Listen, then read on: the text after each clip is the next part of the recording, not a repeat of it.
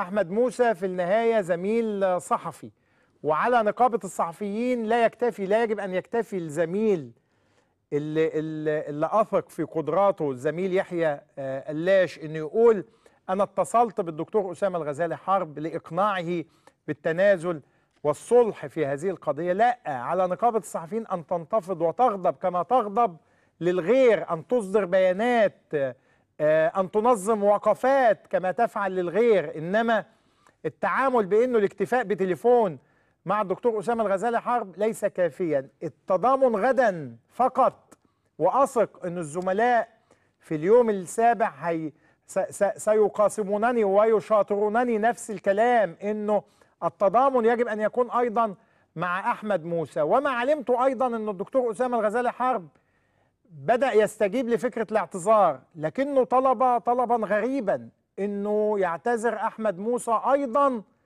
لكل النشطاء الذين وجه لهم اهانات بالخيانة، زي اسماء محفوظ واسراء عبد الفتاح ومصطفى النجار وغيرهم. بعضهم أقام دعاوى قضائية ضد أحمد موسى، والدعاوى القضائية خلاص بينهم وبين أحمد المحكمة. إنما ليس معقولا أن الدكتور أسامة الغزالي حرب يشترط أنه أحمد موسى يعتذر للجميع، لإسراء عبد الفتاح والأسماء محفوظ والمصطفى النجار يعني لكل الأسماء، وهي أسماء عديدة وكثيرة. كل واحد يقيم دعوى قضائية تتعلق به القضية. يا دكتور أسامة، تتعلق بمبدأ أنت مع حبس الصحفيين ولا ضده؟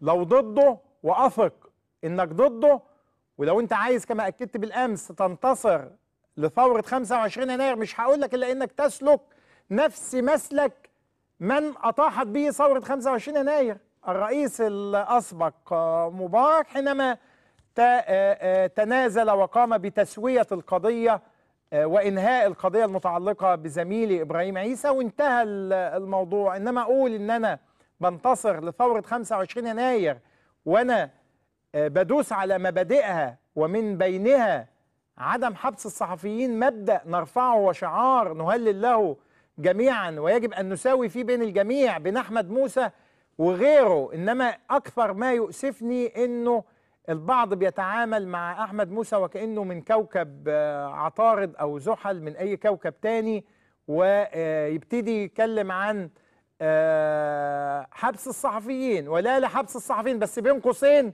ما عدا أحمد موسى.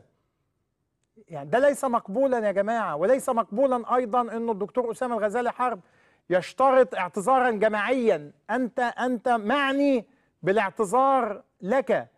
والحقيقة لا يختلف الكثيرون حول شخصيتك وحول وطنيتك، والقضية بتتعلق بيك، والجميع يناشدونك. أخشى من كثرة المناشدة إن تبتدي تجيب نتيجة عكسية معاك، لأنه البعض هيبتدي يقول يعني هو إذلال.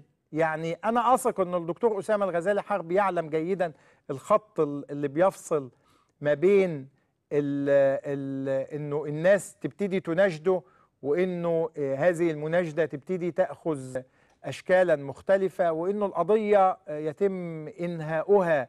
لأنه الحقيقة إذا لم نتضامن جميعا كإعلاميين وكمذيعين مع أحمد موسى، وإذا يعني تم تنفيذ هذا الحكم، يبقى علينا أن نسود شاشاتنا جميعا، لأنه المصير سوف يلحقنا بأي حد ممكن إنه يقول لك أنت عملت كذا.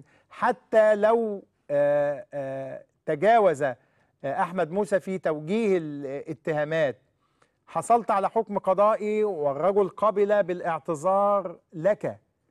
يعني مفيش أكتر من كده. حكم أنصفك واعتذار يعيد الاعتبار لك، وهو اعتراف من صاحبه بالوقوع في الخطأ، وينتهي هذا الموضوع. أتمنى أن نقابة الصحفيين غدا تتضامن مع أحمد موسى ولا تتعامل معه على أنه من كوكب عطارد أو أنه من قبيلة غير قبيلة الصحفيين.